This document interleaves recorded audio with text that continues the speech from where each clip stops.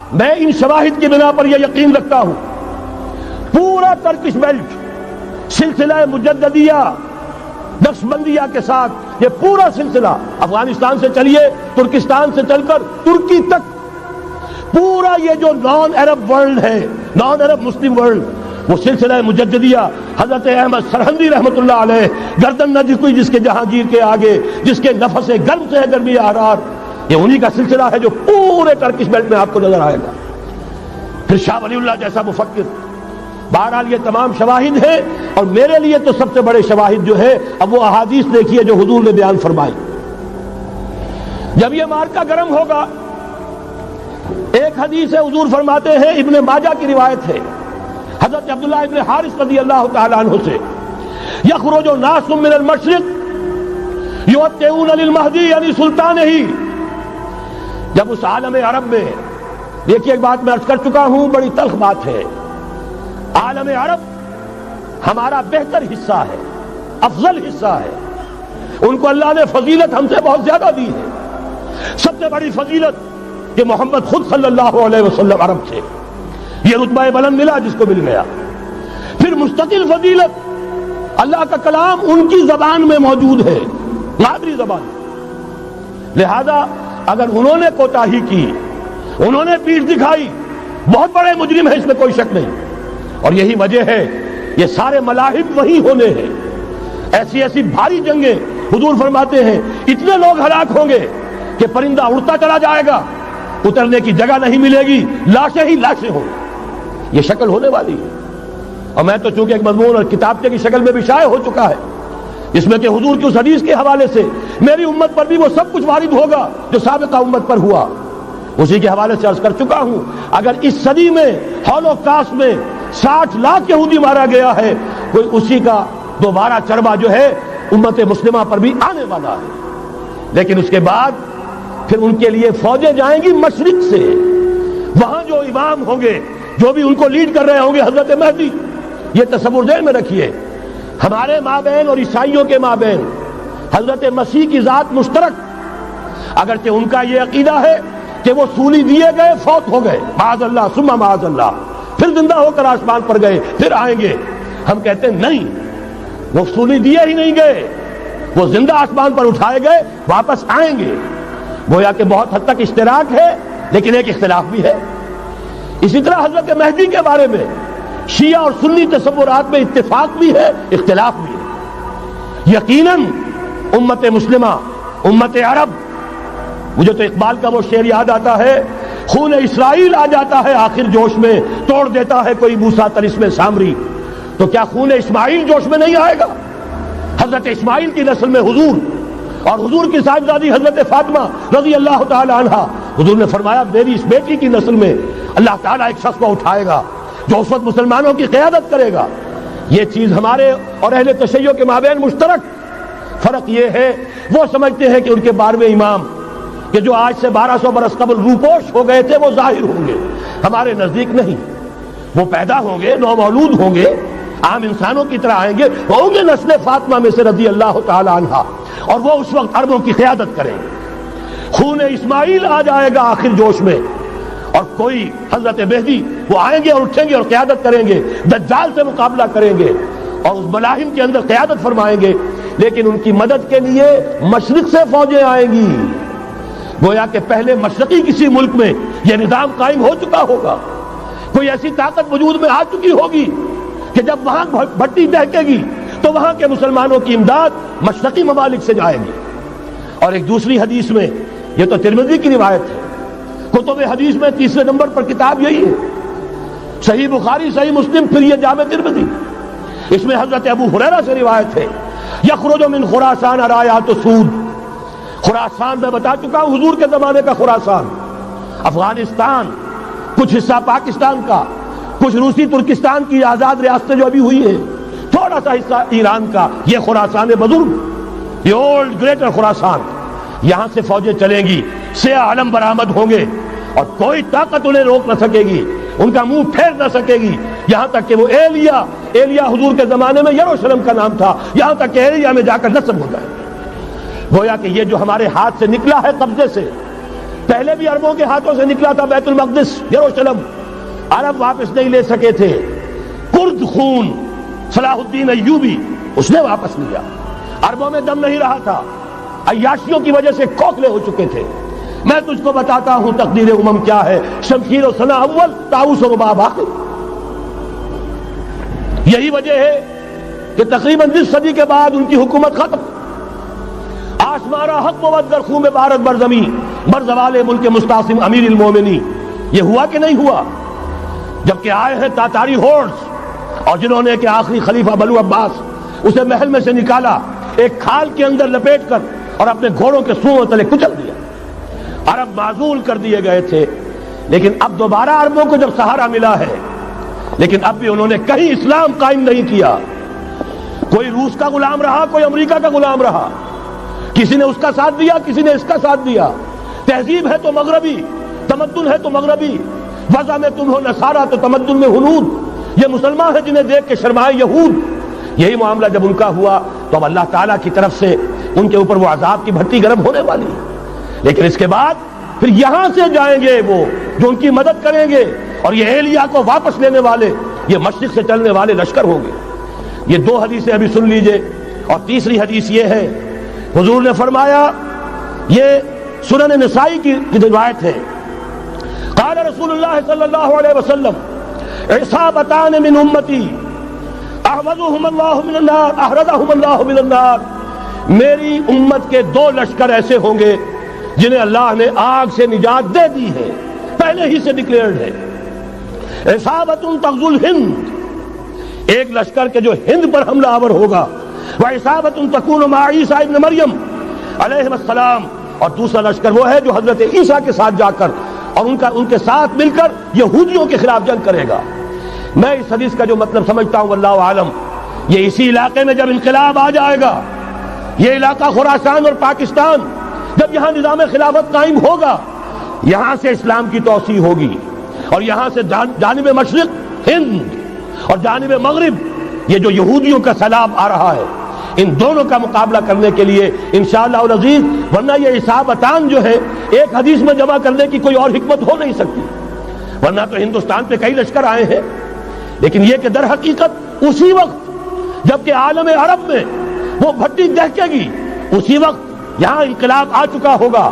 ایک طرف یہاں سے مدد کے لیے لشکر جائیں گے کہ جو مسلمان عرب جو ہیں ان کی مدد کریں گے، حضرت مہدی کے جھنڈے تلے لڑیں گے، حضرت مہدی کی حکومت کو مستحکم کریں گے، یؤطئون للمہدی، دوسری طرف وہ ہندوستان کی طرف پیش قدمی کریں گے، اور یہیں سے جیسے اس وقت سیلاب نکلا تھا جزیرہ نما عرب سے، ایک داہنی طرف ایک بائیں طرف، ایران، افغانستان، ترکستان، ادھر مصر، لیبیا، الجزائر، مراکش، باریطانیہ، اسی طریقے سے انشاءاللہ اسی علاقے سے اس کا آغاز ہوگا اور بات آگے بڑھے گی۔ تو غرب اصل حاصل کیا ہے؟ یہ ہونا ہے، پچھلے آثار ثابت کر رہے ہیں کہ ہونا ہے، حضور کی احادیث بتا رہی ہے کہ یہی سے ہونا ہے۔ ہوا صرف یہ ہے ہم بھٹک گئے، ہمیں اپنی منزل یاد نہ رہی۔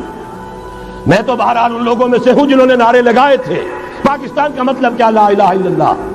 میں سن 46 میں یہاں حبیبیہ ہال میں قائد اعظم نے مسلم اسٹوڈنٹ فیڈریشن کے جس اجلاس کو خطاب کیا تھا، ضلع حصار سے جو 2 ڈیلیگیٹ آئے تھے ان میں سے ایک میں تھا۔ میں نے بہرحال اس تحریک میں بھی حصہ لیا ہے، ایک ننھے کارکن کی حیثیت سے لیا ہے، پھر حالات کو بدلتے اپنے آنکھوں سے دیکھا ہے، ہم کہاں سے کہاں جا پہنچے ہیں۔ ضرورت صرف اس بات کی ہے کہ آج ہمارا حال یہ ہے، ہماری قیادت، ہماری سیاست ان لوگوں کے ہاتھ میں ہے کہ وہ فریب خوردہ شاہی کے پلاح و کرگسوں میں اسے کیا خبر کہ کیا ہے، تب وہ تاب جاویدانہ، ان کی تہذیب مغربی، ان کی ذہنیت مغربی، ان کی وضاقتہ مغربی، ان کا تمدن مغربی، ان کی سوچ مغربی، ان کے سارے اطوار مغربی۔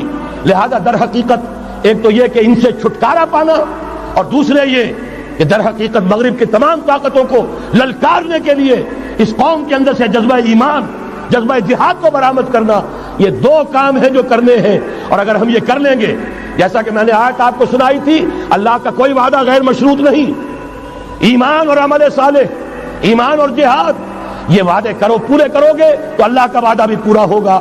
لیکن ظاہر بات ہے جیسے یہودیوں نے یورپ کو فتح کیا، اور آج وہ مغرب یہودیوں ہی کے زیر اثر ہمیں فتح کرنے پر تلا ہوا ہے. آج نوٹ کیجئے جس طرح 3 اطراف سے یہودیوں نے حملہ کیا یورپ پر، میں اس کا تذکرہ کر چکا ہوں، آج ہم پر بھی اسی طرح کا 3 pronged اٹیک ہے. نمبر 1، ایٹمی دانت نہ نکلنے پائیں اس قوم کے، رول بیک کرانے کے لیے خاموش ڈپلومیسی، اس کے ہتھ کنڈے، کہیں ان میں طاقت نہ ہو جائے، کہیں یہ چیلنج کرنے کی پوزیشن میں نہ آ جائیں، اپنے پاس ایٹمک ہتھیاروں کے انبار ہوں، لیکن کسی مسلمان ملک کے پاس آ گیا تو وہ اسلامک بام بن جائے گا. اگر وہ اسرائیل کے پاس ہے کوئی حرج نہیں، لیکن پاکستان کے پاس کسی صورت میں ہتھیار نہیں ہونا چاہیے. کمزور رکھو، ہمارے دستے نگر رہے، ہماری ہی مرضی پر، ہمارے چشم ابرو کے اشارے پر حرکت کریں. نمبر 2، اباحیت، بے حیائی، عریانی، فحاشی، اس کا سیلاب، اور سب سے بڑھ کر خاندانی نظام کو برباد کرنے کے لیے یہ بہبود آبادی کا پروگرام. اور دیکھیے جادو وہ جو سر چڑھ کر بولے، مسلمانوں کے ہاتھوں کرا رہے ہیں. قاہرہ میں کانفرنس کرائی ہے ایک مسلمان ملک میں، اور یہ کہ اس کو آرگنائز کرنے والی ایک پاکستانی مسلمان عورت. یہ ہے در حقیقت کہ وہ لوگ اگر کرنا بھی چاہتے ہیں تو اس کا الزام بھی براہ راست اپنے اوپر نہیں، بلکہ یہ کہ خود کوئی مسلمان ہو تو یہ کام کرے. اب جو سیلاب آئے گا جس کے لیے مدد بھی دی جا رہی ہے، اس سے ہمارے سارے بندے حیا ٹوٹ کر رہ جائیں گے، خاندانی نظام درم برم ہو کر رہ جائے گا. جو ابھی تک اللہ کا شکر ہے کہ ہمارے ملک کے اندر انٹیکٹ ہے کچھ اوپر کا طبقہ جو بالکل ہی مغربی تہذیب میں رگا گیا ہے، ورنہ ہمارے ہاں خاندان کا نظام ابھی انٹیکٹ ہے. لیکن یہ کہ یہ سیلاب بھی بڑی شدت سے آ رہا ہے، یہ چیزیں بیک وقت کیوں ہو رہی ہیں؟ اور تیسرا اور سب سے زیادہ سٹل وار، سب سے زیادہ یوں سمجھیے کہ جو لطیف، جو کہ ایک طرح کا احسان جتایا جا رہا ہے، ڈالروں کی اب یلغار. اب یہاں پر امریکی سرمایہ، ڈالر چاہے مشرق سے آئے چاہے مغرب سے آئے، وہ یہودیوں کا اعلی کار ہے. آپ نے اگر $1 نوٹ کا اگر کبھی نقشہ دیکھا ہو، اس کے اوپر جو سگنیا بنا ہوا ہے، جو نشان ہے، وہ کیا ہے؟ پیرامڈ، احرام مصر. یہ کن کے لیے اہمیت رکھتے ہیں؟ ہزارہا یہودیوں کا خون اور ان کی ہڈیاں ان پیرامڈز کے تلے دبی ہوئی. جب یہ احرام بنائے گئے تھے، یہ یہودی وہاں غلامی کے دور میں تھے، بیگار ان سے لی جا رہی تھی. بڑے بڑے پتھر جب گرتے تھے تو پسنے والے یہودی ہوتے تھے. یہ ان کی اپنی جیسے ہولوکاسٹ، جیسے انہوں نے اس کو اپنا سمبل بنایا ہوا ہے، اسی طریقے سے پیرامڈ، مصر کا پیرامڈ، یہ گویا کہ ان کے اس زوال کا ایک نشان ہے. اور اس پر ایک آنکھ بنی ہوئی ہے، ایک آنکھ، کانے دجال کی آنکھ، وہ دیکھ رہی ہے. عجیب ہے یہ سمبل. نیچے لکھا ہوا ہے نووس آرڈو سکلورم، اور یہ در حقیقت 1776 جو نیچے لکھا ہوا ہے وہ رومن حروف کے اندر یہ 1776 ہے، جو میں بتا چکا ہوں آرڈر آف ایلومیناٹی ویسوپ نے قائم کیا تھا. عام دنیا یہ سمجھتی ہے کہ شاید یہ امریکہ کا یوم آزادی ہے، سن آزادی ہے. 1 مئی اس آرڈر آف ایلومیناٹی کی تاسیس 1 مئی کو ہوئی ہے. یہ 1 مئی جو منایا جاتا ہے، دھوکہ یہ دیا گیا ہے کہ یہ شکاگو کے جو مزدور ہیں ان کی یادگار ہے. حقیقت میں یہ 1 مئی اور 1776 آرڈر آف دی ایلومیناٹی کی تاسیس کی تاریخ ہے. یہ تمام معاملہ سمجھ لیجئے. ڈالر در حقیقت ہم نے ابھی تازہ ندائے خلافت میں نعیم صدیقی صاحب کی نظم شائع کی ہے. 45 برس بلکہ شاید اس سے بھی زیادہ عرصے کی پرانی نظم ہے جو ہم نے شائع کی ہے. ڈالر میرے اس دیش کو ناپاک نہ کرنا. اور میں تو انہیں داد دیتا ہوں جو کچھ انہوں نے، شاعر کہتے ہیں اس کو جو صاحب شعور ہے، اس صاحب شعور نے جو مشاہدہ کیا ہے کہ ڈالر آئے گا تو کیا آئے گا ہمارے ہاں، اس کے پوری داستان اس تازہ ندائے خلافت میں ہم نے نہ معلوم کہاں سے اس کو کھود کر نکلوایا ہے. ہم ان کا احسان مانتے ہیں کہ انہوں نے اپنی یہ پرانی نظم، اب ان کی جماعت تو سب بھول بھال گئی ان چیزوں کو، اسی لیے وہ اسے تج کر باہر بھی اب آ گئے. بہرحال ہمیں تو ان کی ایک ایک چیز جو ہے، مجھے تو وہ شعر آج کا اگر آپ نے جنگ کا میرا کالم پڑھا ہو، میری تو فکر کے اندر رچ بس گیا ہے. پاکستان کے بارے میں جب کہا تھا، اے آندھیو سنبھل کے چلو اس دیار میں، امید کے چراغ جلائے ہوئے ہیں ہم. ہماری امیدوں کے چراغ ہے یہ، اسلام کا گہوارہ بننے والی ملک ہے یہ، اس کو ہم نے قائم کیا تھا اسلام کے لیے. یہ آندھیاں نہ چلیں، اس ملک کو ہم نے اسلام کے چراغ جو ہے ہم نے اس میں روشن کیے ہوئے ہیں۔ اے آندھیوں سنبھل کے چلو اس دیار میں، امید کے چراغ جلائے ہوئے ہیں ہم۔ بہرحال یہ تیسرا سیلاب ہے، ننگی سرمایہ داری، جس کی پھر لعنتیں ہوتی ہیں۔ ایک طرف فقر، ایک طرف احتیاج، ایک طرف بھوک، ایک طرف دولت کے انبار۔ پہلے بھی ہمارے ہاں فرق کم نہیں ہے، لیکن اب جو ہوگا اگر یہ بات پوری ہو گئی تو وہ ننگی سرمایہ داری، اور سرمایہ داری ہی در حقیقت یہود کا سب سے بڑا ہتھ کنڈا ہے۔ یہ بینکنگ کا نظام، یہ سارا کا سارا سودی نظام، یہ IMF، یہ ورلڈ بینک، یہی تو ان کے سب سے بڑے ادارے ہیں۔ تو واقعہ یہ ہے کہ تین طرف سے ہم پر حملہ ہو رہا ہے۔ اور یہ سود کے بارے میں کیا کہا تھا اقبال نے؟ ادربا آخر چمی زائد فتن، اس سود کے ام الخبائث کے پیٹ سے سوائے فتنوں کے اور کیا برآمد ہو سکتا ہے؟ کس ندانت لذت قرض حسن، کسی کو قرض حسنہ کی لذت یاد نہیں رہی، بغیر سود کے قرض دو۔ تمہارے پاس فاضل رکھا ہوا ہے، کسی بھائی کو دو کہ وہ اپنی معاشی گاڑی کا پہیہ چلا لے، پھر اصل واپس لے لینا۔ اگر اتنی ہمت نہیں ہے کہ ان تصدقوا فهو خیر لکم، صدقہ ہی کر دو تو سب سے اچھا ہے، دے ہی ڈالو اپنا فاضل سرمایہ۔ یسألونک ماذا ينفقون قل العفو، مت رکھو اپنے پاس، یہ گندگی ہے۔ لیکن اگر بڑے ہی کم ہمت ہو تو کم سے کم قرض حسنہ دو، اپنی اصل رقم واپس لینا۔ کسند آنت لذت قرض حسن، ادربا جاں تیرا دل چو خشت و سنگ، اس لیے کہ سود کے ذریعے سے انسان کے اندر تاریکی پھیل جاتی ہے، دل جو ہے اینٹ کے مانند، پتھر کے مانند سخت ہو جاتا ہے، کٹھور۔ ثم قست قلوبکم فہی کالحجارۃ او اشد قسوۃ، آدمی درندہ بے دندان و چنگ، اور انسان بغیر اس کے کہ بھیڑیوں والے دانت ہوں اور بھیڑیوں والے پنجے ہوں، بھیڑیا بن جاتا ہے۔ بہرحال اب کرنے کا کام کیا ہے اس کو سمجھیے۔ اس پوری صورتحال کا میں نے آپ کے سامنے نقشہ پیش کر دیا۔ ایک طرف مغرب سے نیو ورلڈ آرڈر، جو جیو ورلڈ آرڈر ہے، اس وقت کی سپریم پاور آن ارتھ، امریکہ کی سرپرستی میں بڑی تیزی کے ساتھ حملہ آور ہے۔ دوسری طرف وَمَكَرُوا وَمَكَرَ اللَّهُ وَاللَّهُ خَيْرُ الْمَاكِرِينَ، اللہ کو پامردی مومن پہ بھروسہ، ابلیس کو یورپ کی مشینوں کا سہارا۔ اللہ تعالیٰ نے اسرائیل کا توڑ پاکستان قائم کیا۔ اللہ تعالیٰ نے اس کے لیے 300 برس کی تاریخ، اس کی تمہید میں مجددین امت یہاں پیدا کیے، یہاں قرارداد مقاصد پاس کرا دی 20ویں صدی عیسوی کے وسط میں، کہ اکبر نام لیتا ہے خدا کا اس زمانے میں۔ بینک انٹرسٹ کو ربا، سود حرام قرار دیا۔ یہ سارے شواہد ہیں۔ اب ضرورت صرف ایک بات کی ہے، ایک زبردست عوامی تحریک اٹھے۔ یہ عوامی تحریک کیسی ہو؟ نمبر 1، فرقہ واریت سے بلند ہو۔ یہ فرقہ واریت جو اس وقت بہت بڑا فتنہ بن گیا ہے، جس کی کشیدگی بڑھتی چلی جا رہی ہے، اس کے اندر اگر ہم قوم کی حیثیت سے اگر ملوث ہوتے چلے گئے، آخری تباہی آ جائے۔ فرقہ واریت سے بلند، سیاسی کشمکش سے بلند، یہ سیاسی کشاکش، یہ حزب اختلاف، حزب اقتدار، اس سے بلند، اس سے کوئی بحث نہیں، کوئی دلچسپی نہیں۔ علاقائیت یا لسانی قومیت، اپنے دنیاوی حقوق کی فکر مت کرو، بلکہ آخرت کی فکر کرو، اور یہاں اس کی اصل منزل خلافت کے نظام کی فکر کرو۔ ان تمام چیزوں کو پورا کرتے ہوئے یہاں پہ نظام خلافت قائم کیا جائے، یہ ہے واحد علاج۔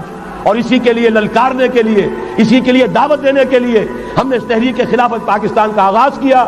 تنظیم اسلامی نے اپنے لیے ہدف معین کیا ہے، نظام خلافت علی منہاج النبوہ کا قیام، پہلے پاکستان میں اور پھر کل روئے عرصی پر۔ اب میں چند منٹوں میں آپ کو بتاؤں گا کہ وہ نظام ہے کیا۔ دیکھیے، اس موضوع پر میں پاکستان کے تقریباً تمام بڑے شہروں میں اکثر جگہ 3 دن 2 گھنٹے کی تقریر کر چکا ہوں۔ سیاسی نظام کیا ہے، معاشی نظام کیا ہے، سماجی نظام کیا ہے۔ خلافت اب قائم ہوگی، جو بہرحال 1400 برس قبل کی خلافت اور آج کی خلافت، وقت کے دریا میں بہت سا پانی گزر گیا ہے، اصول وہی کے ہوں گے، فنڈامنٹل وہی کے ہوں گے، تفصیلی خاکہ بنے گا اس زمانے کے تقاضوں کے مطابق۔ تو میرے وہ تقریریں ویڈیو کی شکل میں، آڈیو کی شکل میں، اردو میں، انگریزی میں، شکاگو میں 20 گھنٹے کا پروگرام پچھلے سال ریکارڈ کرا کے آیا۔ اللہ کا فضل ہے کہ وہ پھیل رہا ہے معاملہ۔ اب مغرب میں اذان خلافت بلند ہو رہی ہے، اس کا تذکرہ میں بعد میں کروں گا۔ بہرحال وہ تو تفصیلی بات ہے یہاں میں چند منٹوں میں صرف الجبرا کے اصولوں کی طرح چند باتیں بتا رہا ہوں.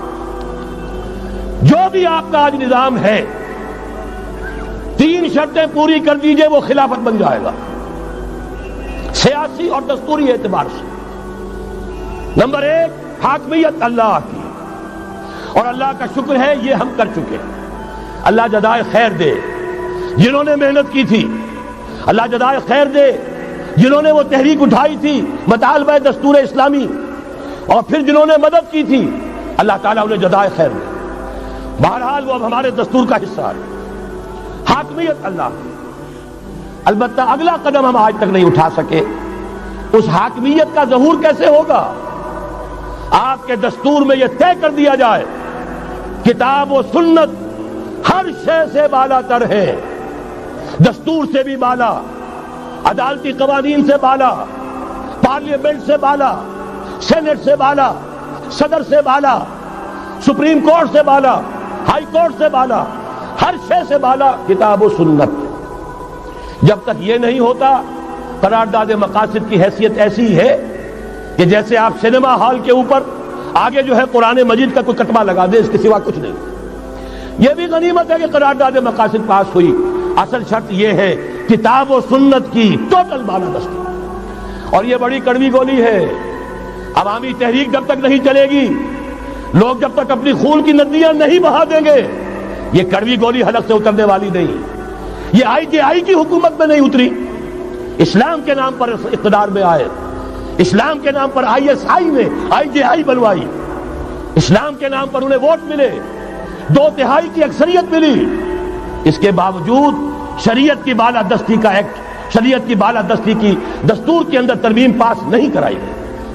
معلوم ہوا اوپر زبردست کا ٹھینگا ہے، امریکہ کے سب پرستار ہیں، سب ڈرتے ہیں، سب کے لیے سب کو نظر آتا ہے بالآخر جو ہے اسی کے پاس جانا ہوگا، چاہے وہ نواز شریف ہو اور چاہے وہ بے نظیر ہو. ایک کھلم کھلا ہے، اور اب تو میں کہتا ہوں نواز شریف بھی کھلم کھلا ہے. آج کے اس دور میں انہوں نے اسلام کا نام کبھی نہیں لیا، اس سے تو بالکل تائب. بس صرف فرق یہ رہ گیا ہے بے نظیر کھلم کھلا بھی مذاق اڑا لیتی ہے اسلامی صداؤں کا، اسلامی قوانین کا. یہ اس پر ذرا خاموش ہے. لیکن یہ کہ اپنی تحریک میں ہمارے بہت سے جو سیاسی قائدین ہیں مسلمانوں کے، کتنے بیانات آپ نے پڑھے ہوں گے، ذرا اسلام کا نام لے دیں ہم ساتھ ہو جائیں گے. مولانا سمیع الحق صاحب کا بیان آیا، ذرا اسلام کی بات کرے تو ہمارے اور بہت سے علماء اور ہمارے طارق صاحب جو ہیں انہوں نے بھی کہا کہ میں ہم ساتھ آ جائیں گے. لیکن یہ کہ بڑا پکا ثابت ہوا نواز شریف اسلام کا نام نہیں لیا. یہ بات جان لیجئے، یہ اس کے بغیر، قربانی کے بغیر اصل یہی منزل ہے، اصل کٹھن یہی ہے. یہ کتاب و سنت کی بالادستی، اس کو قبول کرنا، اختیار کرنا، یہ بغیر عوامی تحریک کے، بغیر قربانیوں کے ممکن نہیں ہوگا. بہرحال دوسری بات یہ، اور تیسری بات، کسی غیر مسلم کو نظام خلافت میں قانون سازی میں شریک نہیں کیا جا سکتا. جس قانون کی بنیاد کتاب و سنت، جو نہ کتاب کو مانے نہ سنت کو مانے، اس کا اس ملک کی قانون ساز اسمبلی میں جانے کا مطلب کیا ہے؟ ان کی علیحدہ اسمبلیاں ہوں، ان کے جو حقوق ہیں مائنورٹیز کی حیثیت سے ان کی گارنٹی دی جائے، ان کی جان، مال، عزت، آبرو کا پورا تحفظ، ان کی پوری مذہبی آزادی، ان کی عبادت گاہوں کی پوری ضمانت، ان کی حفاظت کی، ان کا پرسنل لا ہو، سب کچھ ہوگا. قانون سازی میں غیر مسلم شریک نہیں ہو سکتا. نظام خلافت کی اعلیٰ ترین سطح کی پالیسی بنانے میں غیر مسلم شریک نہیں ہو سکتا. یہ معاملات ہمیں، یہ کڑوی گولیاں ہیں، لیکن صرف 3 گولیاں ہضم کر لیجئے، یہ نظام خلافت کا نظام بن جائے گا. البتہ چوتھی بات اور عرض کر دوں، وہ کہتا ہوں بہتر ہے کہ اس پارلیمانی نظام کی لعنت جو انگریزوں کی وراثت کے طور پر ہمیں ملی ہے، اسے چھوڑ کر صدارتی نظام اختیار کیا جائے. وہ صدارتی نظام جو نظام خلافت سے قریب تر ہے، انہوں نے ہم سے لیا ہے. اقبال نے کہا ہے، ہر کجا بینی جہاں رنگ و بو، زاں کے از خاکش برو یا دارزو، یا نور مصطفیٰ اورا بہاش، یا ہنوز اندر تلاش مصطفیٰ. اگر کوئی اچھائی ان کے پاس ہے وہ نور مصطفیٰ سے مانگی ہوئی ہے.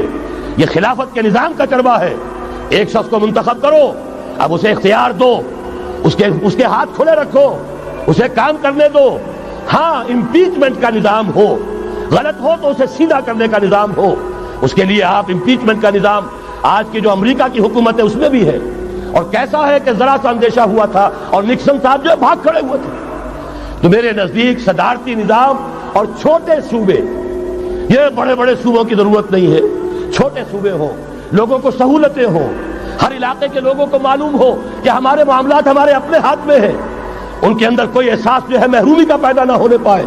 اس لیے کہ وہی چیز ہے جو سیاہی گھول دیتی ہے. کون سیاہی گھول رہا ہے وقت کے بہتے دریا میں؟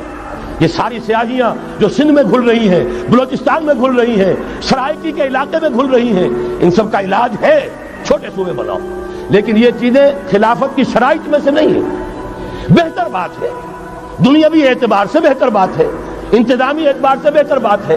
باقی اصل شرائط تین: اللہ کی حاکمیت کا اقرار جو قرارداد مقاصد میں بالفعل ہے، کتاب و سنت کی ٹوٹل بالادستی. سپریم کورٹ کو اختیار دیجئے، وہاں جا کر کوئی بھی شہری پاکستان کا کوئی بھی عالم دین اگر ثابت کر دے فلاں قانون، فلاں ہدایت، فلاں انسٹرکشن، فلاں کوئی حکم جو دیا گیا ہے کتاب و سنت کے منافی ہے، فوراً کالعدم ہوگا. اور تیسری بات، غیر مسلم پروٹیکٹڈ مائنورٹی ہوں گے، ان کی جان مال عزت آبرو کی حفاظت ہوگی، لیکن یہ کہ وہ برابر کے قانون سازی کے حق میں شریک نہیں ہو سکتے، اس لیے کہ یہاں کتاب و سنت منبع ہے قانون کا جس کو وہ تسلیم نہیں کرتے. اسی طرح یہ معاشی نظام، موجودہ سرمایہ دارانہ نظام، بہت بڑی لعنت، بہت بڑی لعنت، بہت بڑی لعنت. لیکن جیسے آپ کو معلوم ہے، آج ہی ابو جہل کہہ دے لا الہ الا اللہ محمد الرسول اللہ، مسلمان بن جاتا. کلمہ تو ایک ہی تھا نا. ابو طالب کے پاس جب وفد گیا تھا رؤسائے قریش کا، اور انہوں نے کہا تھا کہ اپنے بھتیجے کو روک لو ورنہ اب ہم جو تمہاری بھی رعایت اب نہیں کریں گے، میدان جنگ میں آ جاؤ. ابو طالب نے کہا تھا میرا بھتیجا تم سے کیا مانگ رہا؟ ایک کلمہ، ایک کلمہ لا الہ الا اللہ، اور تو اس کا کوئی مطالبہ نہیں. انہوں نے کہا، ابو سفیان اس وقت تک کیونکہ ابھی کفر میں تھے، شرک میں تھے، انہوں نے کہا وہ ایک کلمہ جو وہ مانگ رہا ہے وہ ہمارے سارے معبودوں کی نفی کر دیتا ہے. وہی تو سب سے بڑی مصیبت ہے. تو میں آپ کو بتا رہا ہوں، تین چیزیں اس سرمایہ دارانہ نظام میں سے نکال دیجئے، یہ اسلامی نظام بن جائے گا. تفصیل میں جانے کا موقع نہیں ہے، میں فارمولہ دے رہا ہوں. تفصیل میں نے عرض کیا، میرے کیسٹ سے کتابیں ہیں، وہ خطبات خلافت اب کتابی شکل میں بھی آ جائیں گے، انگریزی میں ویڈیو کیسٹ ہے، اردو میں ہے، بڑے بڑے شہروں میں خطبات دے چکا ہوں، مواد موجود ہے. لیکن اس وقت فارمولہ بتا رہا ہوں، تین چیزیں نکال دیجئے. نمبر ایک، سود نکال دیجئے. اس میں بھی اللہ کے فضل و کرم سے پیش رفت ہمارے ہاں ہوئی.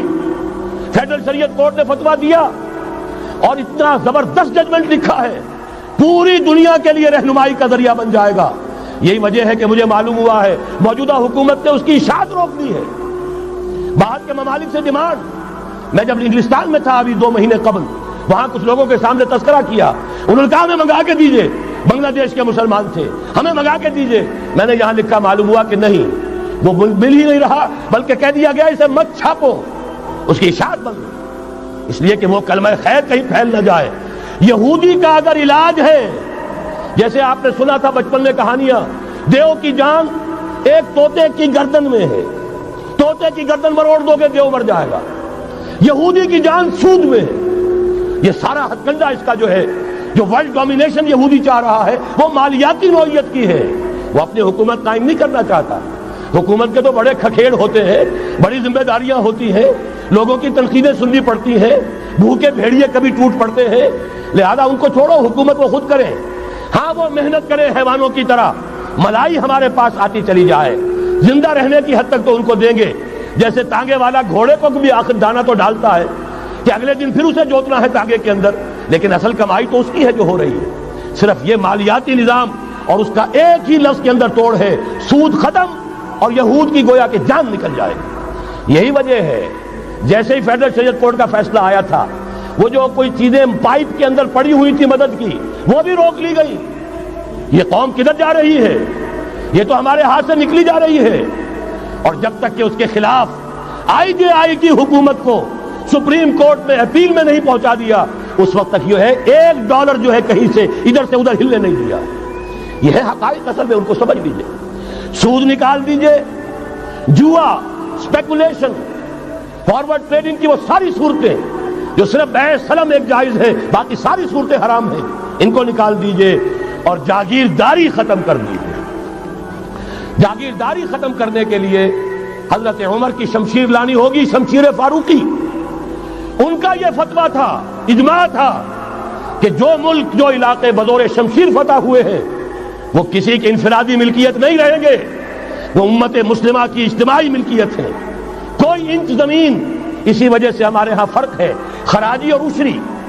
عشری زمین ملکیتی ہوتی ہے، اس میں سے ایک مسلمان جس کی ملکیتی زمین ہے اس کا وہ 10واں حصہ یا 20واں حصہ پیداوار کا دے کر فارغ، اور جو خراجی زمین ہوتی ہے وہ کسی کی ملکیتی نہیں ہوتی، وہ تو مسلمانوں کی ہے، نظام خلافت کی ہے۔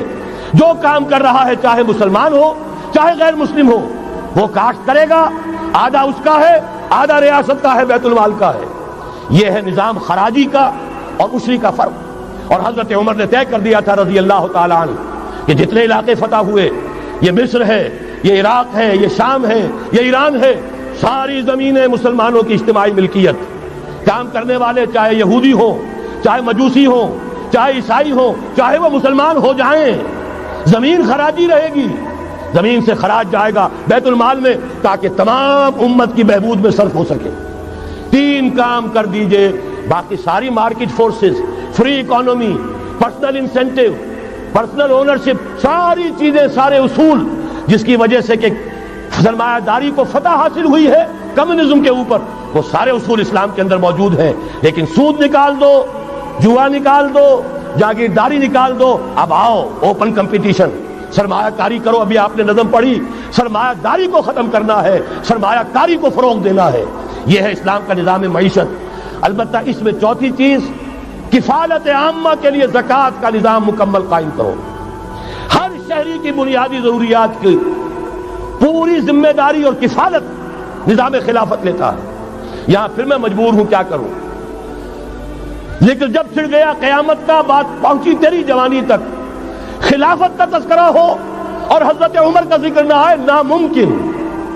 خلافت کا نظام، جیسے آپ کہتے ہیں کہ گلاب کا پھول پورا کھلا ہوا ہے، للی ان بلوم، خلافت کا نظام پورا کھلا ہوا حضرت عمر کے دور میں نظر آتا ہے۔ اسی وقت کہا تھا حضرت عمر نے رضی اللہ تعالی عنہ کہ اگر دجلہ و فرات کے کنارے کوئی کتا بھی بھوکا مر گیا تو قیامت کے دن عمر ذمہ دار ہوگا۔ اور جانور تک کا معاملہ ہے، مجوسی کو دیکھ لیا تھا، بوڑھے کو ایک کہ جو بھیک مانگ رہا تھا، وہاں کے عامل اور گورنر سے ایکسپلینیشن کال کی، یہ بھیک کیوں مانگ رہا ہے؟ جب یہ جوان تھا، کام کر سکتا تھا، تم اس سے جزیہ لے رہے تھے، اب یہ بوڑھا ہو گیا ہے، کما نہیں سکتا، تم نے اسے بھکاری بنا دیا ہے، اس کا وظیفہ مقرر کرو۔ ظاہر بات ہے غیر مسلم ٹیکس دیں گے، مسلمان زکوٰۃ دیں گے، مسلمانوں کے لیے زکوٰۃ سے کفالت عامہ ہوگی، غیر مسلموں کے ٹیکسوں کے ذریعے سے۔ وہی نظام جو آج یورپ میں ہے، اسکینڈینیوین کنٹریز میں ہے، برطانیہ میں ہے، ان امپلائمنٹ الاؤنس ہے، یا یہ کہ اور ویلفیئر کا نظام ہے، لیکن اسلام کا مکمل ترین ویلفیئر نظام زکوٰۃ کے تحت ہے، اور اس میں گارنٹی ہے ہر شہری کی بنیادی ضروریات انڈر ریٹن، ان کی ذمہ داری ریاست کے ذمہ۔ حضرت عمر ہی کا زمانہ تھا کہ لوگ اپنی زکوٰۃ لے کر پھرتے تھے، لینے والا کوئی نہیں ہوتا تھا۔ اس کا بھی میں مسئلہ آپ کو سمجھا دینا چاہتا ہوں۔ میں نے تو عرض کیا تھا، میں تو مدرس ہوں، عوامی مقرر نہیں ہوں، میں تو چاہتا ہوں آپ چیزیں سمجھ کر اور ان کا علم آپ کا جو ہے حاصل کر کے اٹھیں، لوگوں کو پھر پہنچائیں۔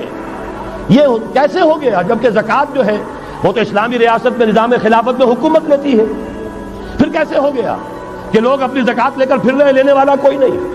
اس کو بھی جان لیجئے، جیسے زمین کی دو قسمیں میں نے بیان کی، خراجی اور عشری، ایسے ہی زکوٰۃ کے قابل جو مال ہے اس کی بھی دو قسمیں ہیں۔ اموال باطنہ، گھروں میں رکھی ہوئی کوئی نقدی ہے، کوئی زیور ہے، کوئی اور ایسی چیزیں ہیں، یہ اموال باطنہ کہلاتی ہیں۔ اس کی زکوٰۃ جبراً حکومت نہیں لے گی۔ اگر اس کی زکوٰۃ جبراً حکومت لے تو گھروں کی تلاشیاں لینی پڑیں گی، جا کے تکیے پھاڑ پھاڑ کے دیکھنے پڑیں گے کہ کہیں کچھ رکھا ہوا تو نہیں ہے۔ یہ معاملہ مسلمانوں کی ان کی اپنی نیت پر، ایمان پر، اللہ کے ساتھ ان کے خلوص و اخلاص پر چھوڑ دیا۔ ہاں اموال ظاہرہ، دکان میں 5 لاکھ کا مال پڑا ہے، 2.5% دے دو، گودام میں 10 لاکھ کا مال پڑا ہے، 2.5% دے دو، تمہارا کارخانہ ہے بہت بڑا، اس کی زمین معاف، بلڈنگ معاف، مشینری معاف، ٹولز معاف، لیکن جو سرمایہ چل رہا ہے چاہے وہ خام مال پڑا ہے چاہے فنشڈ، ٹوٹل کی مالیت کے اوپر 2.5% دے دو. یہ ہے زکوٰۃ جس کو بدنام کیا ضیاء الحق صاحب نے. صرف سود جو ہے، سود والا جو صرف بینکوں کے اندر ڈپازٹ ہے، اس سے 2.5% لے کر اسے زکوٰۃ قرار دے دیا. حالانکہ وہ تو کچھ زکوٰۃ نہ ہوئی، سود کا کمیشن ہوا، اس کے سوا کچھ بھی نہیں. زکوٰۃ تو یہ ہے کہ ہر دکاندار، اور مجھے یقین ہے مسلمان دے گا. آپ اسے انکم ٹیکس جیسے لعنتی ٹیکس سے نجات دیجئے جس نے اسے جھوٹ بولنے پہ مجبور کیا ہوا ہے. یہ لعنتی ٹیکس ہے در حقیقت کہ جس نے ہر شخص کو جھوٹا بننے پر مجبور کر دیا ہے. ان کو ختم کریں. زکوٰۃ تو مسلمان اپنے ایمان کے تقاضے پر دے گا، اور وہ دے گا اور خوشی سے دے گا. لہذا یہ پورا نظام جو ہے اس کو اختیار کیا جائے زکوٰۃ کے، تو پوری ویلفیئر اسٹیٹ، دنیا کے بلند ترین معیارات کی ویلفیئر اسٹیٹ قائم ہو جائے. جو حضرت عمر نے کہا تھا کہ کوئی کتا بھی بھوکا اور پیاسا نہ رہے.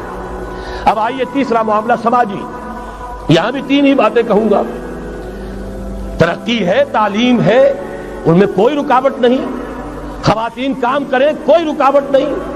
کیا چیز نکالنی ہے؟ بے حیائی، بے حجابی، عریانی نکال دو.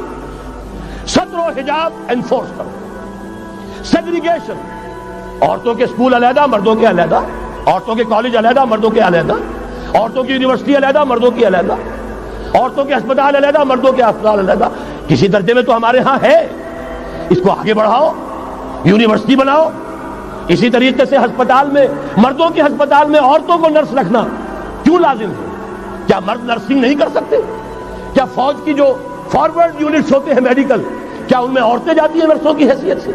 جہاں اصل ضرورت ہوتی ہے، کسی کا بازو اڑ گیا ہے، کسی کی ٹانگ اڑ گئی ہے، کسی کا پیٹ چاک ہو گیا ہے، آنتیں باہر ہے، بڑی ٹینڈر نرسنگ کی ضرورت ہے، وہاں تو عورت نہیں جاتی، وہاں تو میل نرسز ہے.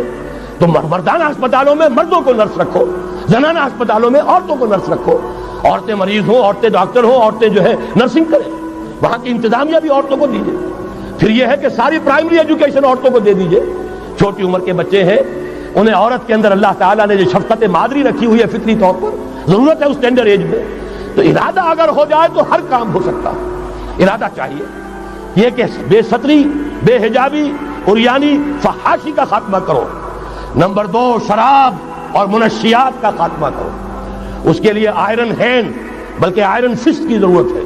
یہ کر کے دکھایا، ایرانیوں نے کر کے دکھا دیا. ہم سے کہیں زیادہ گرے پڑے تھے، ہم سے کہیں زیادہ یہ خرابیاں ان کے معاشرے میں موجود تھی. کر کے دکھایا کہ نہیں کر کے دکھایا؟ یہ ہو رہا ہے. لہذا یہ کہ یہ کام کیا جائے، اور زنا اور قذف کے جو اصل اللہ تعالیٰ کی طرف سے، اللہ کے رسول کی طرف سے جو سزائیں ہیں اور حدود اور تعزیرات ہیں، ان کو نافذ کیا جائے. یہ 3 چیزیں کر دیجئے، یہی معاشرہ ہوگا.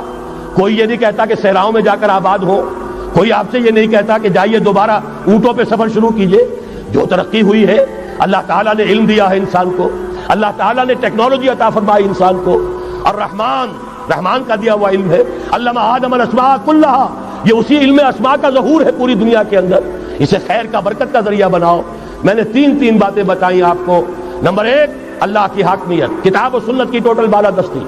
نمبر 3، اور غیر مسلموں کو قانون سازی میں شریک نہیں کیا جا سکتا. وہ پروٹیکٹڈ مائنورٹی، ان کی جان، مال، عزت و آبرو کی حفاظت کا ذمہ ہے، مذہبی آزادی کا ذمہ ہے، لیکن وہ ہماری قانون سازی میں، اعلیٰ ترین سطح کی پالیسی سازی میں شریک نہیں ہو سکتے. نمبر 2، یہی سارا نظام، یہی سرمایہ کارانہ نظام، سرمایہ دارانہ نظام کو 3 چیزیں نکال دیں گے، وہ سرمایہ دارانہ نہیں رہے گا، سرمایہ کارانہ ہو جائے گا. یہ سرمایہ کارانہ نظام، سود نکال دو، جوا نکال دو، جاگیرداری ختم کر دو، یہی رحمت ہو جائے گی. اللہ کی ربوبیت عامہ، ربوبیت کاملہ کے آپ کو منظر نظر آئیں گے. جاگیرداری کا خاتمہ کر دیجئے. اسی طریقے سے بے حجابی، فحاشی، عریانی. نمبر 2، شراب اور منشیات. نمبر 3، جو اصل جو حدود ہیں شریعت کے، ان کو نافذ کیجئے تاکہ معاشرہ اسلامی معاشرہ بنے. اب آخری بات ہے میری، اور اسی کے ضمن میں کچھ مطالبے ہیں جو آج ہمیں کرنے ہیں حکومت سے. پہلی بات یہ کہ یہ خلافت کیسے آئے گی.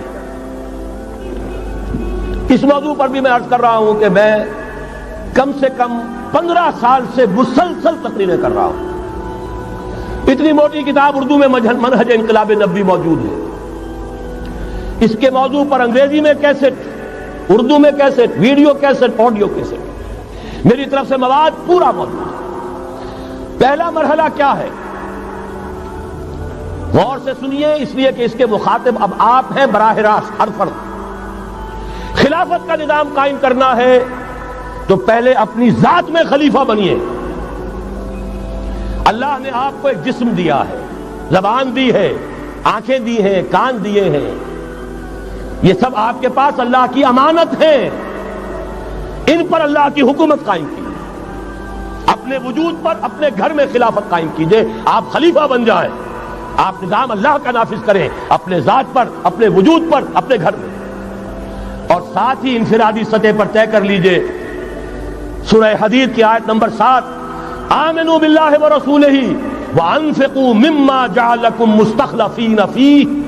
جس چیز میں اللہ نے تمہیں خلافت عطا کی ہے، دولت دی ہے، مال دیا ہے، جائیداد دی ہے، اولاد دی ہے، ذہانت دی ہے، فطانت دی ہے، خطابت دی ہے، جو دیا ہے لگا دو، کھپا دو، خرچ کر دو اللہ کے دین کے لیے۔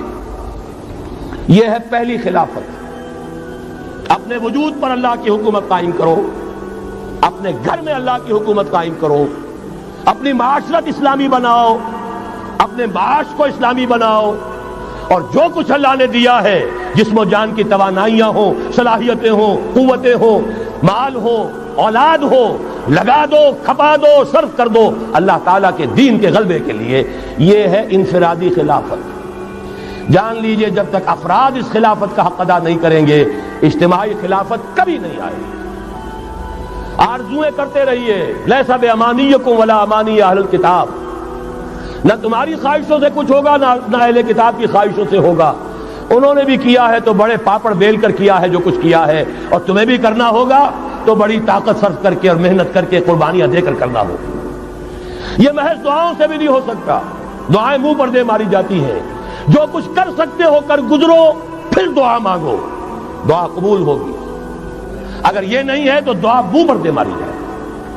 لہذا اگر کام کرنا ہے، تیسری بات، محض دعوت و تبلیغ اور نصیحت اور وعظ سے نہیں ہوگا۔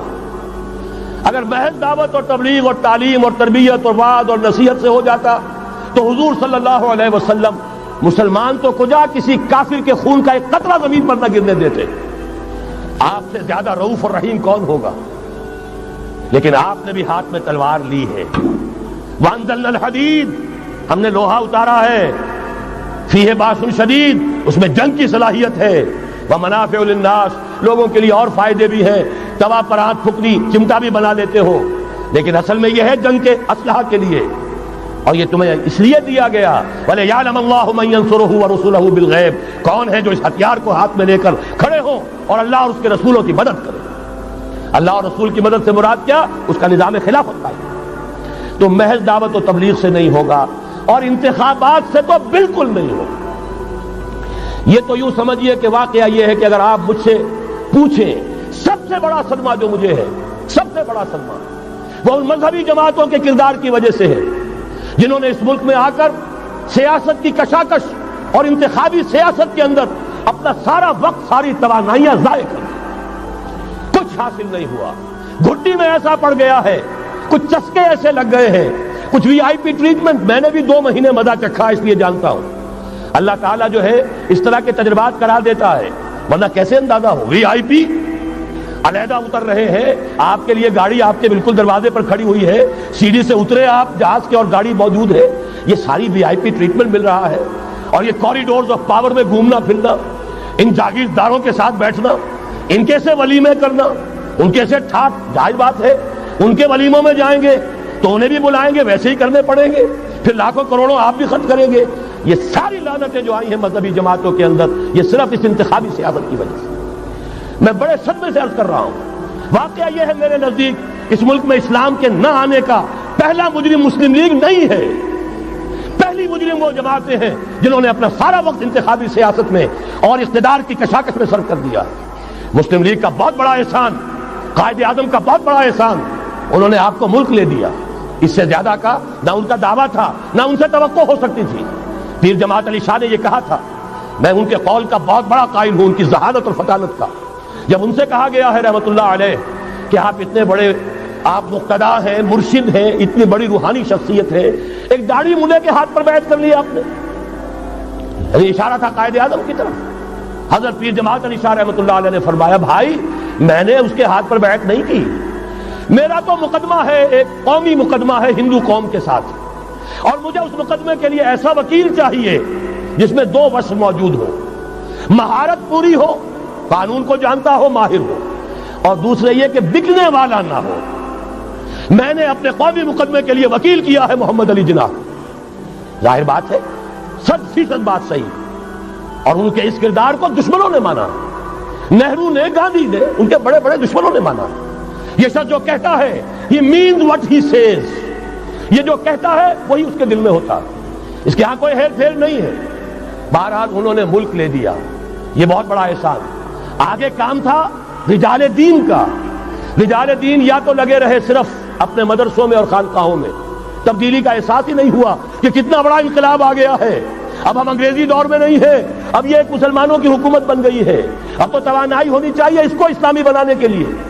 اور جو جماعتیں چلی گئی انتخابات میں، واقعہ یہ ہے کہ سب سے گھناؤنا کردار، اور اس ملک میں اسلام کے آنے میں جو بھی رکاوٹ رہی ہے، سب سے بڑا فیصلہ کل رکاوٹ کا معاملہ ان مذہبی جماعتوں کا کردار۔ اس سے ہٹ کر کیا کرنا ہے، میں نے عرض کیا پہلے، اور یہ میں آپ سے کہہ رہا ہوں، خدا کے لیے سوچئے، آج کی رات جا کر سوچئے، خلیفہ بننا ہے اپنی ذات میں، اپنے وجود پر خلافت قائم کیجئے، اپنے گھر میں خلافت قائم کیجئے، توبہ کیجئے اللہ کی جناب میں، یا ایھا الذین آمنوا توبوا الی اللہ توبۃ نصوحا، بڑے خلوص کے ساتھ توبہ کیجئے، اپنی معاشرت کو، معیشت کو درست کیجئے، اور یہ کہ اپنا تن من دھن، ان صلاتی و نسکی و محیای و مماتی للہ رب العالمین، اس کا فیصلہ کیجئے۔ یہ پہلا مرحلہ ہے بڑا کڑوا، بڑا بھاری، لیکن یہ بھی میں آپ سے عرض کر دوں، جو ارادہ کر لے اس کے لیے بہت آسان، اللہ تعالیٰ کی مدد آتی ہے۔ تم کرو ہمت، توفیق ہم دیں گے، تم کرو فیصلہ، تحصیل ہماری طرف سے ہوگی، آسانی ہماری طرف سے ہوگی۔ فَسَنُيَسِّرُهُ لِلْيُسْرَىٰ، آسانی کے لیے آسان کرتے چلے جائیں گے۔ جو پہاڑ نظر آتے ہیں شروع میں، معلوم ہوتا ہے پہاڑ نہیں، ریت کے ٹیلے تھے، ہمارے قدموں تلے بکھر کر رہ گئے ہیں۔ کر کے دیکھیے، ارادہ کیجئے، عزم کیجئے، طے کیجئے، ان صلاتی و نسکی و محیای و مماتی للہ رب العالمین، اور میرے پاس جو کچھ ہے وہ مجھ سے میرے خدا کا ہے، مجھے اسی کے لیے، صرف اپنی زندگی کا تار برقرار رکھنے کے لیے جو ناگزیر ضرورت ہے وہ پوری کرو، باقی لگا دو، کھپا دو۔ آمنوا باللہ ورسولہ وانفقوا مما جعلکم مستخلفین فیہ، جس چیز میں خلافت دی ہے خرچ کرو۔ دوسرا مرحلہ، یہ خلفاء، ابھی انصاری صاحب نے وہ آیت آپ کو سنائی تھی، ثم جعلناکم خلائف، خلائف جمع ہے خلیفہ کی، ہر مسلمان خلیفہ ہے، یہ سمجھ لیجیے اچھی طرح۔ وہ تو صرف یہ ہے کہ جیسے یہ جو کافرانہ نظام ہے جمہوریت کا، جو مادہ پرستانہ انسانی حاکمیت کی بنیاد پر، اس میں بھی ہر شہری حاکم ہوتا ہے، اپنے ووٹ کے ذریعے سے وہ اپنی حاکمیت کا اختیار منتقل کرتا ہے، وہ نمائندہ بن کر آتا ہے، گویا کہ انہوں نے اپنی حاکمیت ڈیلیگیٹ کی ہے اس شخص کو، اس صدر کو، چاہے وہ بش تھا اور چاہے وہ کلنٹن ہے، ورنہ حاکمیت تو پاپولر ہے، عوام کی ہے۔ اسلام میں خلافت عوام کی ہے، لیکن عوام مسلمان جو اللہ کو ماننے والے ہیں ان کی خلافت ہے، اور ان کی خلافت پہلے وہ اپنی ذات میں خلیفہ بنیں گے، پھر اپنی خلافت کا ایک حصہ ایک خلیفہ کو منتقل کریں گے۔ جب تک خلافت نہیں ہوتی ایک جماعت کے امیر کو منتقل کریں گے وہی حصہ۔ علیکم بالجماعہ، طاقت بنو، قوت بنو، علیکم بالجماعہ، ید اللہ علی الجماعہ، اللہ کی تائید، اللہ کی نصرت، اللہ کی طرف سے برکت جماعت پر آتی ہے، افراد پر نہیں آتی۔ جمع ہو جاؤ۔ حضرت عمر نے تو جو اثر نقل فرمایا وہ آخری درجے کا ہو سکتا ہے، لا اسلام الا بالجماعہ، ولا جماعہ الا بالامارہ، ولا امارہ الا بالسماع، ولا سماع الا بالاطاعہ۔ اسلام ہے ہی نہیں جماعت کے بغیر، اور جماعت نہیں ہے امارت کے بغیر، امارت بغیر اس کے بغیر نہیں ہو سکتی کہ ان کا حکم سنو، اور سننے کا کچھ حاصل نہیں جب مانو نا۔ اسی لیے فرمایا آمرکم بخمس، مسلمانوں میں تمہیں 5 باتوں کا حکم دے رہا ہوں، اللہ امرنی بہن، اللہ نے مجھے ان کا حکم دیا ہے، بالجماعت والسمع والطاعت والہجرت والجہاد فی سبیل اللہ۔ تفصیل میں جانے کا موقع نہیں۔ دوسرا مرحلہ جماعت، ہم نے اسی اصول پر تنظیم بنائی، ہم نے اسی لیے اس کی بیعت کا نظام قائم کیا۔ نحن الذین بایعوا محمدا علی الجہاد ما بقینا ابدا، صحابہ کہتے ہیں بایعنا رسول اللہ صلی اللہ علیہ وسلم علی السمع والطاعت فی العسر والیسر والمنشط والمکرہ وعلی حسرۃ علینا وعلی لا ننازع الامر اہلہ وعلی ان نقول بالحق اینما کنا لا نخاف فی اللہ لومۃ لائم۔ پھر صدمے کی بات کہہ رہا ہوں، کوئی مذہبی جماعت سوائے تنظیم اسلامی کے نہیں ہے جس نے اس مسنون طریقے تنظیم کو اختیار کیا ہو۔ اللہ کا شکر ادا کرتے ہوئے کہہ رہا ہوں، تحدیثاً للنعمہ کہہ رہا ہوں، اس بیعت کی سنت کو تازہ کیا ہم نے، جماعت بنائی ہم نے۔ ہمارے ہاں بیعت رہ گئی تھی صرف پیری مریدی کی بیعت، صرف اصلاح نفس کی بیعت۔ اصل بیعت وہ در حقیقت جو مسنون بیعت ہے وہ بیعت جہاد ہے، وہ بیعت جماعت ہے، تاکہ اللہ کے دین کو قائم کرنے کے لیے، خلافت کو برپا کرنے کے لیے اجتماعی جدوجہد کی جا سکے۔ اس کے بعد یہ جماعت کیا کرے گی؟ وَلْتَكُن مِّنكُمْ أُمَّةٌ يَدْعُونَ إِلَى الْخَيْرِ وَيَأْمُرُونَ بِالْمَعْرُوفِ وَيَنْهَوْنَ عَنِ الْمُنكَرِ۔ انتخابات نہیں لڑے گی، کسی کو کندھا دے کر اوپر نہیں پہنچائے گی، پھر اس کی ٹانگ گھسیٹ کر نیچے نہیں گرائے گی۔ یہ دھندے نہیں کرنے، یہ کھیل نہیں کرنے، ادھر جانا ہی نہیں۔ یہ تو ایک ہی تھیلی کے چٹے بٹے، یہ ایک ہی نظام، دونوں امریکہ کے یکساں غلام، دونوں جو ہے اسی سیکولرزم کا دودھ پی کر، سود کا دودھ پی کر کوئی جمع ہوا ہے، اور کوئی جاگیرداری کی گھٹیاں اس کی گھٹی میں پڑی ہوئی ہے، یہ اس کی پیداوار ہے۔ ان میں سے کسی کے ساتھ کوئی خیر نہیں ہے، لیکن یہ ہے کہ الیکشن تو جب بھی کراؤ گے وہی آئیں گے۔ لاکھ آپ تیسری قوت بننے کی امید میں ایئر مارشل اصغر خان بوڑھے ہو گئے، دور اسکار ہوئے، از عمر رفتہ ہوئے۔ اب قاضی حسین احمد صاحب تیسری قوت بننے کی فکر میں آئے تھے، کبھی وہ طاہر القادری صاحب تیسری قوت بننے کی فکر میں آئے تھے۔ جب تک یہاں جاگیردارانہ نظام ہے، کون سی تیسری قوت آ سکتی ہے؟ مت ماری گئی ہے، عقلیں جو ہیں بیچ کھائی ہیں، کیا ہوا ہے؟ کبھی تو آخر ہوش آنا چاہیے۔ یہ وہی آئیں گے، ایک لغاری نہیں دوسرا لغاری، ایک مداری نہیں دوسرا مداری، یہ تو وہی آئیں گے، انہی کا کھیل ہے۔ ایک بہت بڑا تمندار سر جمال خان لغاری، اس کا پوتا آج ہے آپ کا صدر۔ ایک اور بہت بڑا تمندار، دونوں سر تھے، سر شاہ نواز بھٹو، اس کی پوتی وزیر اعظم۔ یہ تو ان کا جو ہے میوزیکل چیئرز کا گیم ہے۔ تم نے خامخواہ جا کر اپنے آپ پہ اپنی عزت کا بھی ڈھیلا کرایا، اپنی جو ہے وہ اوقات ضائع کیے ہیں۔ اس کی بجائے کرنا کیا ہے؟ نہیں عن المنکر، بدی سے روکو۔ جب تک طاقت نہیں ہے کافی، طاقت فراہم کرتے رہو، جمع کرو۔ اعدوا لهم ما استطعتم، اپنی نفری بڑھاؤ، تربیت بڑھاؤ، ایثار اور قربانی کا مادہ بڑھاؤ، نظم کی پابندی کا جذبہ بڑھاؤ، بڑھاتے رہو بڑھاتے رہو۔ با نشہ درویشی در ساز و دمادم زن، چون پختہ شوی خدرا بر سلطنت جم زن۔ جب طاقت کافی ہو جائے اب میدان میں آؤ، للکارو، کہو اب نہیں چلنے دیں گے اس حرام کام کو، نہیں چلنے دیں گے اس ملک میں سود کو، نہیں چلنے دیں گے اس ملک میں جاگیرداری کو، نہیں چلنے دیں گے یہاں بے حیائی اور فحاشی کو۔ گھیراؤ کریں گے، پکیٹنگ کریں گے، کسی کی جان اور مال کو نقصان نہیں پہنچائیں گے، اداروں کا گھیراؤ ہوگا، ان تمام چیزوں کی برائیوں کا استحصال ہوگا۔ پھر گولیاں چلیں، سینوں پر کھائیں گے، اللہ وہ دن لائے اور ہمیں اس کے لیے اہل بنائے۔ شہادت ہے مطلوب و مقصود مومن، نہ مال غنیمت نہ کشمت کشائی، اس کے سوا کوئی راستہ نہیں ہے۔ اس کے بغیر جو بھی خواب دیکھتا ہے جنت الحمقاء میں رہتا ہے، یا اپنے آپ کو دھوکہ دے رہا ہے یا دوسروں کو دھوکہ دے رہا ہے، اور کوئی امکان نہیں ہے۔ ایک ہی راستہ ہے۔